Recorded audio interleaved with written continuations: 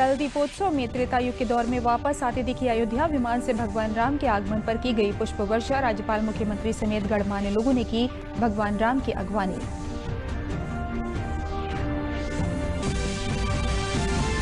पूरी अयोध्या में दीपोत्सव के अवसर पर जलाए गए 6 लाख दीप। Guinness book of world record में अयोध्या ने लिखा नया इतिहास। सत्य की जीत का एक बार फिर हुआ उद्घोष।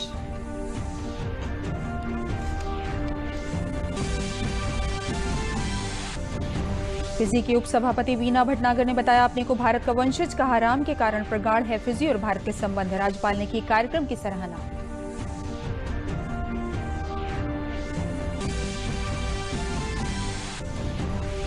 राष्ट्रपति रामनाथ कोविंद, प्रधानमंत्री नरेंद्र मोदी और प्रदेश के मुख्यमंत्री योगी आदित्यनाथ ने देश और प्रदेशवासियों को दी दीपावली के पावन पर्व की शुभकामनाएं।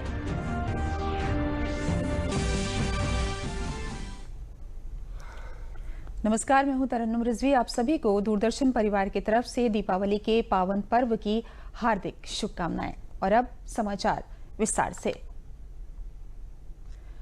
अयोध्या कल अपने त्रेता युग के दौर में वापस आती दिखी। जब पूरा अयोध्या दीपों से सजा और भगवान राम लंका विजय के बाद अयोध्या लौटे तो पुष्प वर्षा से अयोध्या वासियों ने उनका स्वागत किया।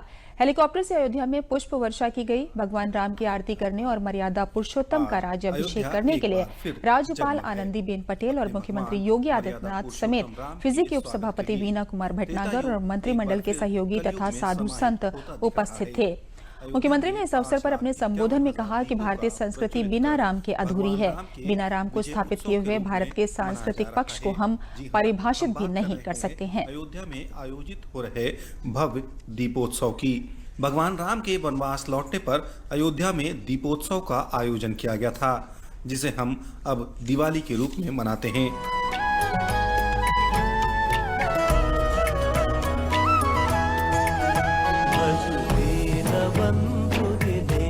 दानव दैत्य वंश निकंदनम रघुनंद आनंद कंद कौशल चंद्र दशरथ नंदनम।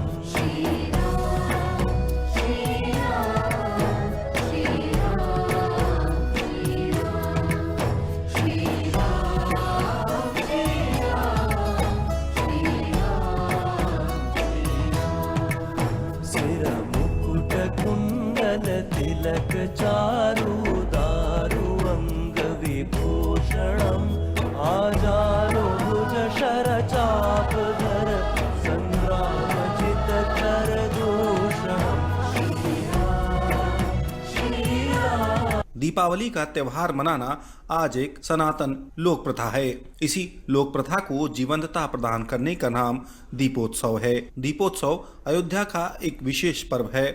वर्ष 2017 से पूर्व ये परंपरा सिर्फ निर्वहन तक ही सीमित थी। उसके बाद फिर अयोध्या में प्रतीकात्मक दीपोत्सव पूरे उत्साह के रंग में सराबोर हो गया। इस दीपोत्सव में सरकार ने जन सहभागिता पर जोर दिया, जिससे लोग अपनी पुरानी परंपराओं से जुड़ रहे हैं, जिसका असर अब दिखने लगा है। श्री रामचंद्र कृपालु भज मन हरण भव भय दारुणम नव कंज लोचन कंज मुख कर कंज पद कंजारुणम। श्री रामचंद्र कृपालु भज मन हरण भव भय दारुणम नव कंज लोचन कंज मुख कर कंज पद कंजारुणम। श्री राम श्री राम।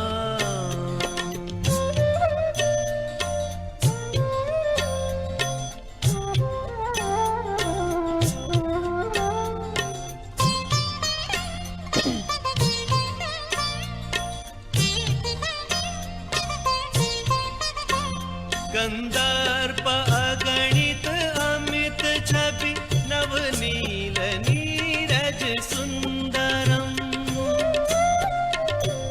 गंधर्प अगणित अमित छवि नवनील नीरज सुंदरम।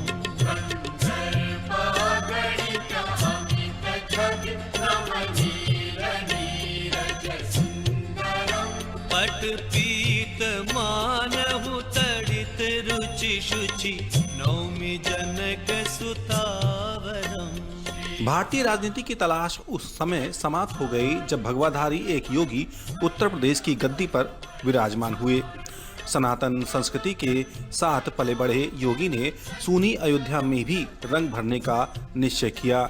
नाथ संप्रदाय के इस योगी का लगाव भगवान श्री राम से राजनीति में आने से पहले से ही था।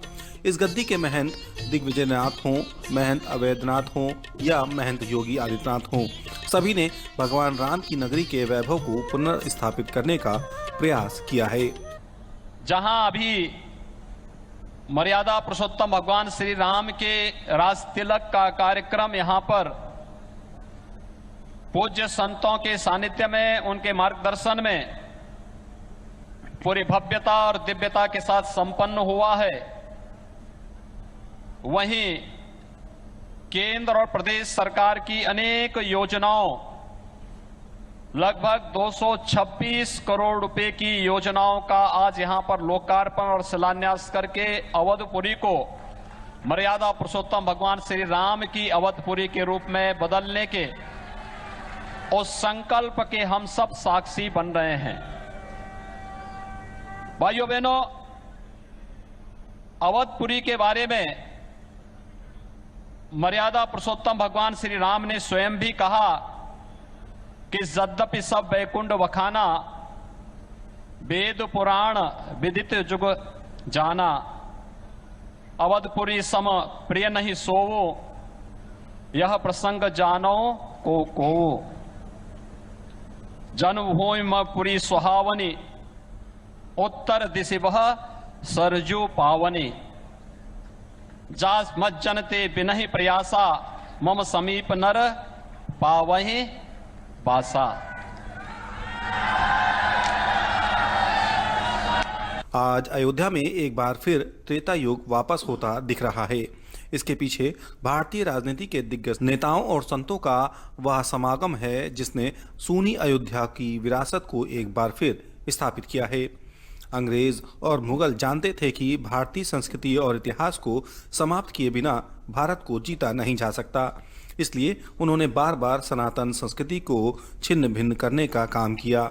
मुगलकालीन आक्रांताओं से लेकर सेकुलरवादी और वामपंथियों ने अयोध्या को नेपथ्य में छोड़ दिया था। भारत की सांस्कृतिक विरासत को दुनिया के सामने जिस पवित्र भाव के साथ देश के यशस्वी प्रधानमंत्री आदरणीय मोदी जी ने रखा, आजादी के तत्काल बाद सैकड़ों वर्षों की गुलामी के फलस्वरूप जिस सत्व को भारत के आम जनमानस में आजादी के तत्काल बाद जगाने की आवश्यकता थी, उसे जागृत होने में लगभग 67-70 वर्ष लगे।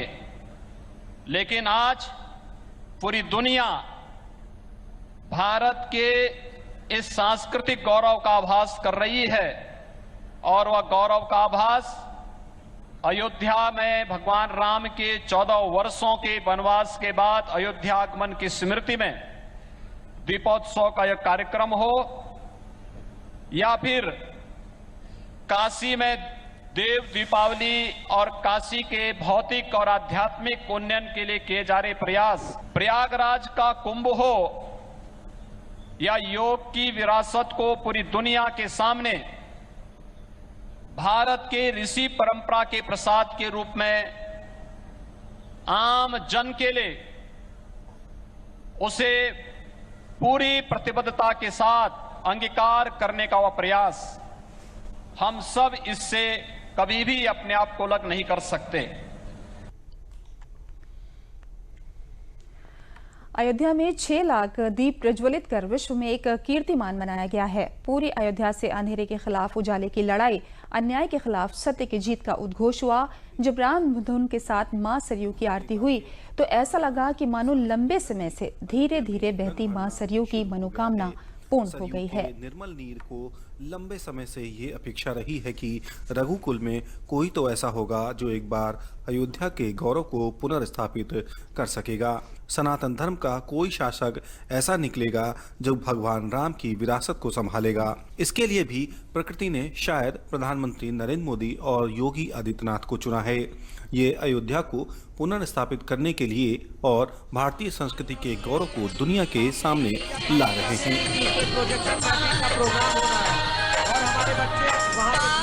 पापनाशिनी मोक्षदायिनी कहीं न जाएगा था। हर जल कण तेरा पावन, हर जल कण तेरा पावन है मुक्ति दाता।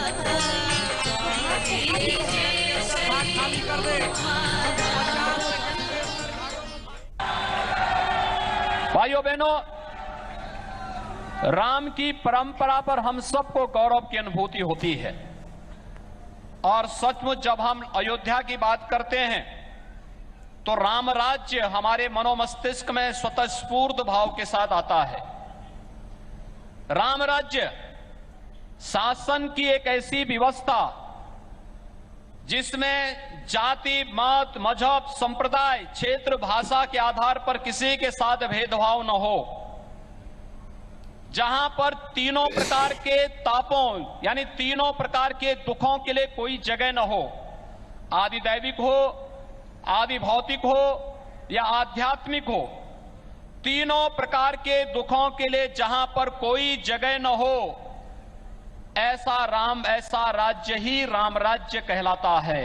और राम राज्य की उस अवधारणा को साकार किया है विगत 5 वर्षों के दौरान इस देश के अंदर भारत को दुनिया के सामने एक सांस्कृतिक और सामरिक ताकत के रूप में स्थापित करने और आर्थिक ताकत के रूप में स्थापित करने के अभिनव प्रयास हो या बिना भेदभाव के शासन की योजनाएं जिस प्रतिबद्धता के साथ देश के अंदर लागू की गई, यह आधुनिक राम राज्य का ही वह उदाहरण है जिनमें बिना भेदभाव के न किसी की जाति देखी गई, न किसी का क्षेत्र देखा गया, न किसी का मत और मजहब देखा गया और शासन की योजनाएं सबके सामने समान रूप से प्रस्तुत की गई, समान रूप से उन्हें उनका अधिकार दिया गया। आज जब हम इस पर चर्चा कर रहे हैं तो अयोध्या अपने पूर्ण वैभव में लौटती दिख रही है। लगता है कि त्रेता युग के कालखंड में हम वापस पहुंच गए हैं, जब भगवान राम रावण पर विजय प्राप्त करने के बाद अयोध्या वापस आए थे, जहां के उत्साह और उमंग के इस क्षण को आंखों में कैद कर लेना चाहते हैं।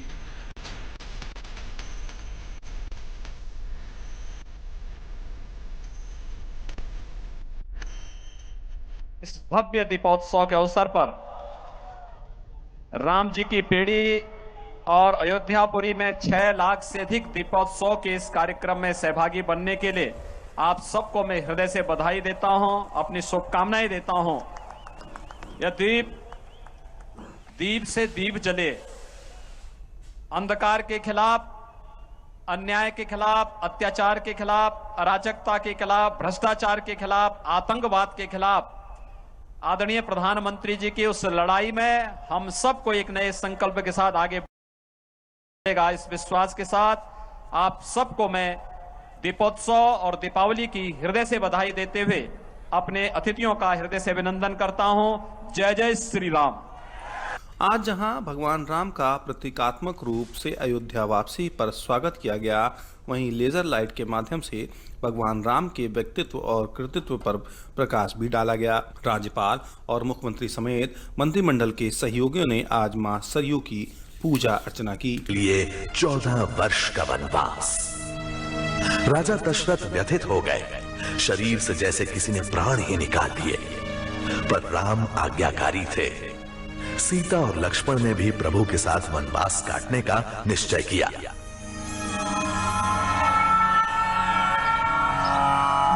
त्याग गुरु है, त्याग पिता है,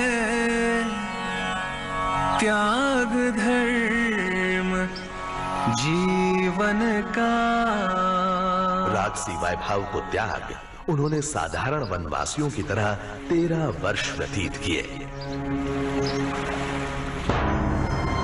वन में राक्षसी शूर्पणखा ने अप्सरा का रूप धारण कर राम को मोहने का प्रयास किया। ये देख क्रोधित लक्ष्मण ने शूर्पणखा की नाक काट दी।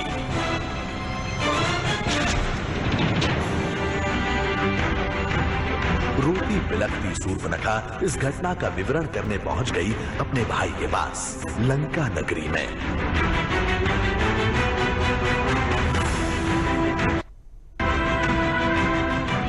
इस लंका नगरी का राजा था 100 हाथियों की शक्ति वाला मायावी, महाबली, अहंकारी लंका नरेश दशानन रावण।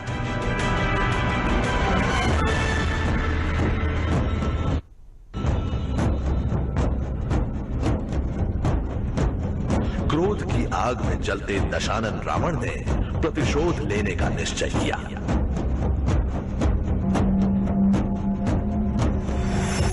मायावी मामा मारीच के सहयोग से रावण ने छल कपट का प्रयोग कर सीता का हरण किया और उन्हें लंका नगरी ले आया।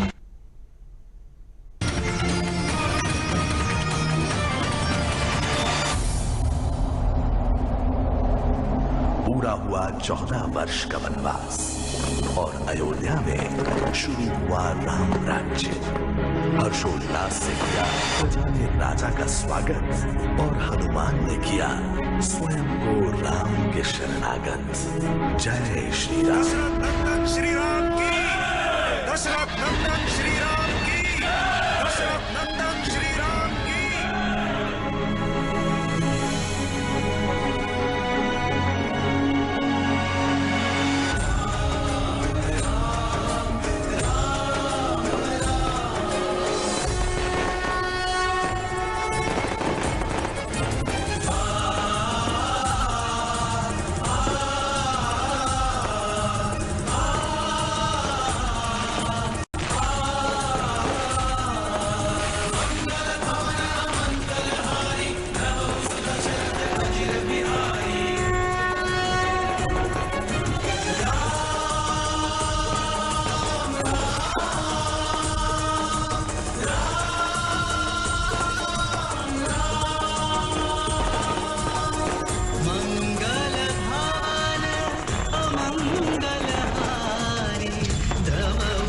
दशरथ अजिर बिहारी।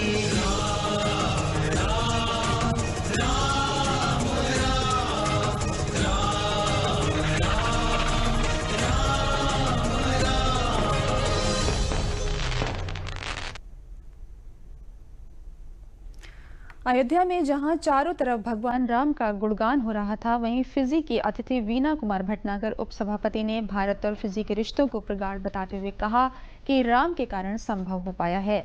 उन्होंने कहा कि फिजी में 2000 रामायण मंडलियां हैं और हम लोग वहां गीता पाठ व रामचरितमानस का पाठ करते हैं।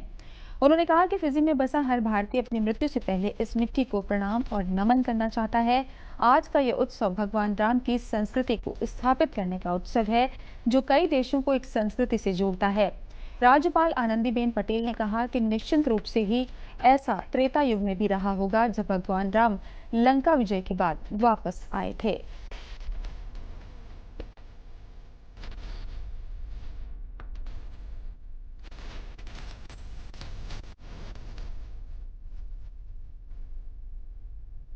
मुझे इस बात की प्रसन्नता है कि इस वर्ष राज्य सरकार ने अयोध्या दीपोत्सव को राज्य मेला का भी दर्जा दे दिया है।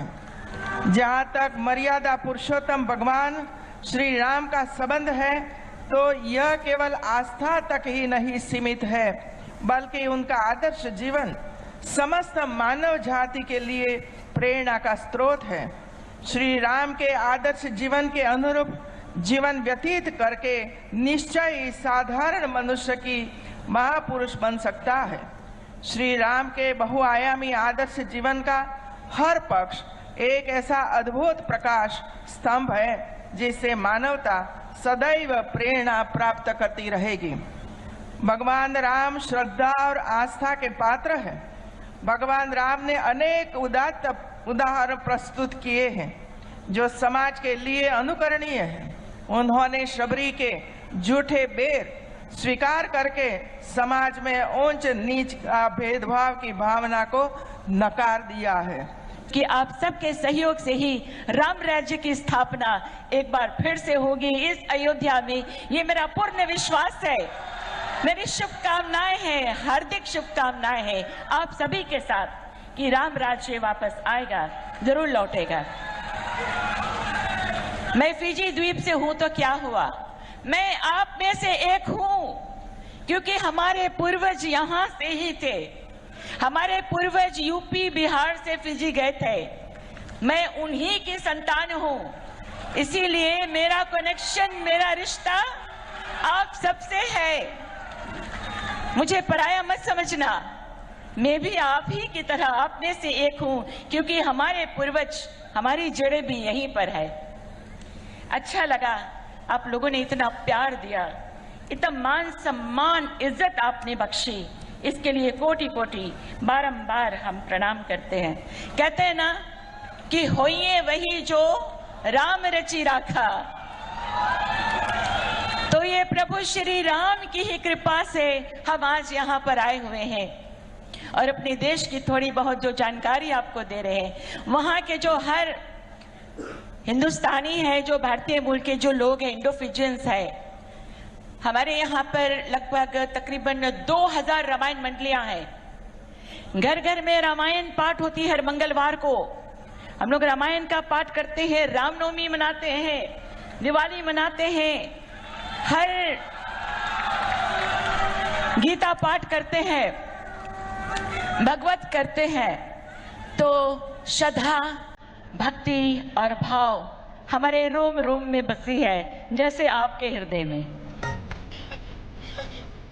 वहीं कई देशों की रामलीला मंडलियों ने भगवान राम के आचरण और संस्कृति को पेश करके साल खान की देश दुनिया की अलग अलग संस्कृति में राम कैसे रचे बसे तो भी अयोध्या से देश ने देखा है। राम के आदर्श को केवल भारत ही नहीं गर्व करता, बल्कि दुनिया की तमाम संस्कृतियां राम के आदर्श का अनुकरण करती हैं।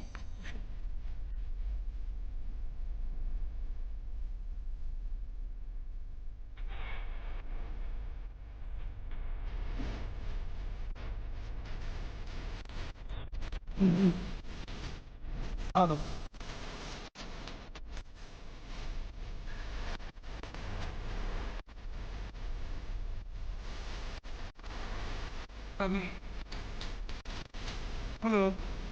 अमीर,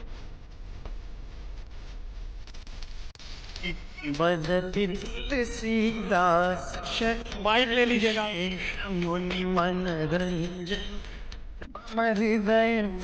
निवास कर कामादि खन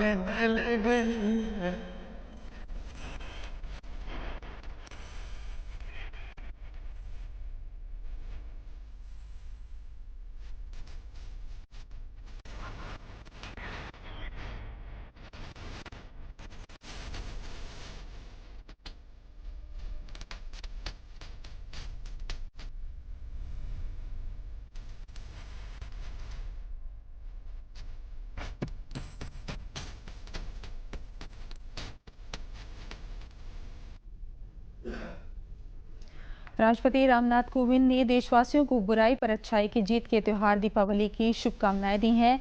राष्ट्रपति दीपावली की पूर्व संध्या पर अपने बधाई संदेश में कहा कि दीपावली के शुभ अवसर पर मैं देशवासियों और विदेश में रह रहे सभी भारतीयों को बधाई और शुभकामनाएं देता हूं। प्रधानमंत्री ने देशवासियों को दीपावली के पावन अवसर पर बहुत बहुत शुभकामनाएं दी हैं और कहा कि रोशनी का ये उत्सव हम सभी के जीवन में नया प्रकाश लेकर आए और हमारा देश सदा सुख, समृद्धि और सौभाग्य से आलोकित रहे। उत्तर प्रदेश के मुख्यमंत्री योगी आदित्यनाथ ने देश तथा प्रदेशवासियों को अंधकार पर विजय पाने के पर्व दीपावली की शुभकामनाएं दी हैं। भारतीय जनता पार्टी के आंवला लोकसभा सीट से सांसद धर्मेंद्र कश्यप ने जन संवाद कार्यक्रम में पैदल यात्रा के माध्यम से लोगों को मोदी और योगी सरकार की योजनाओं के बारे में जानकारी देकर लोगों को जागरूक किया। साथ ही महात्मा गांधी के जीवन पर प्रकाश डाला। इस मौके पर उनके साथ शेखुपुर विधायक धर्मेंद्र शाक्य सहित तमाम भाजपा नेता मौजूद रहे।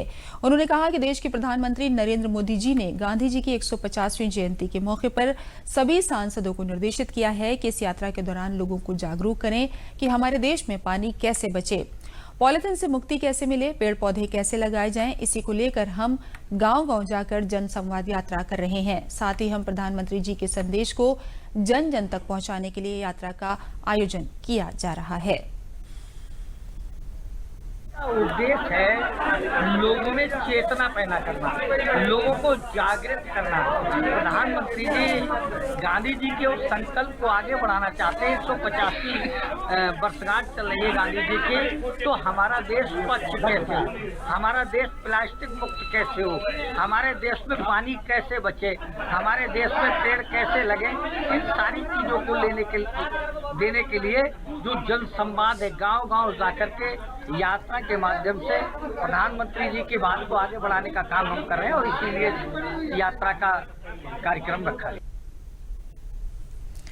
प्रधानमंत्री नरेंद्र मोदी के स्वच्छता अभियान से प्रेरित होकर मंदाकिनी को स्वच्छ व अविरल बनाए रखने के लिए यहां एक नाविक महावीर ने आने वाली दीपावली अमावस्या में दीपदान के लिए लोगों को गेहूं के आटे से बने दिए बेचकर दीपदान करने को प्रेरित किया। उसका मानना है कि आटे के दियों से जहां पर्यावरण अनुकूल होगा, कोई कचरा नहीं होगा और ये आटे के दीपक से मछलियों को भोजन मिलेगा। चित्रकूट में 5 दिवसीय दीपावली अमावस्या मेले में प्रत्येक वर्ष 35 से 40 लाख श्रद्धालु देश विदेश से दीपदान करने आते हैं, जिससे मंदाकिनी में गंदगी व प्रदूषण फैलता है। ऐसे में यहाँ के स्थानीय नाविक महावीर ने एक नजीर पेश की है।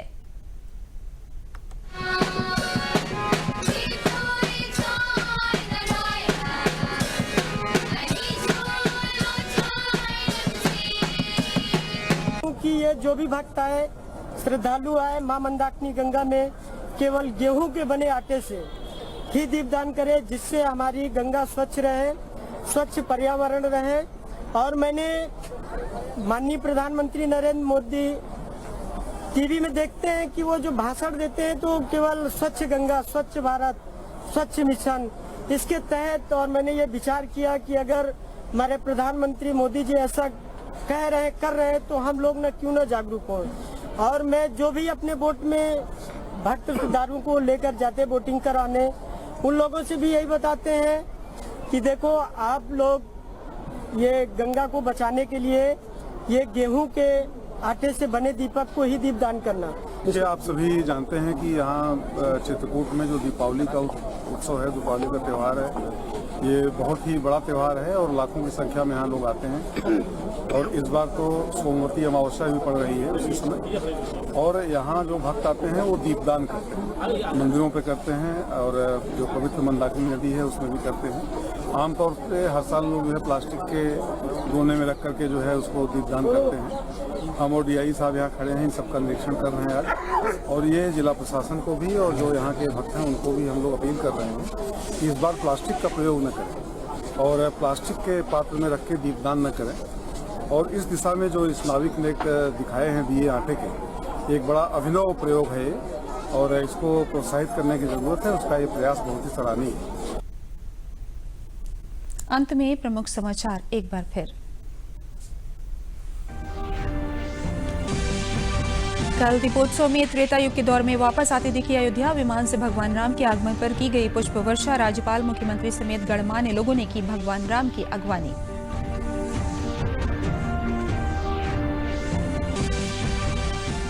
पूरी अयोध्या में दीपोत्सव के अवसर पर जलाए गए 6 लाख दीप Guinness book of world record में अयोध्या ने लिखा नया इतिहास। सत्य की जीत का एक बार फिर हुआ उद्घोष।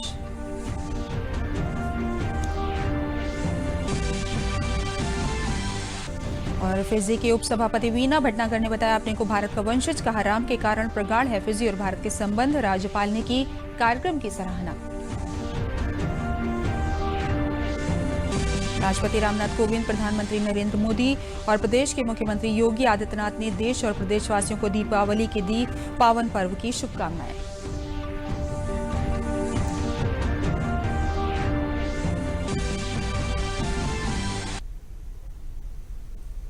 इसी के साथ समाचार समाप्त हुए। नमस्कार।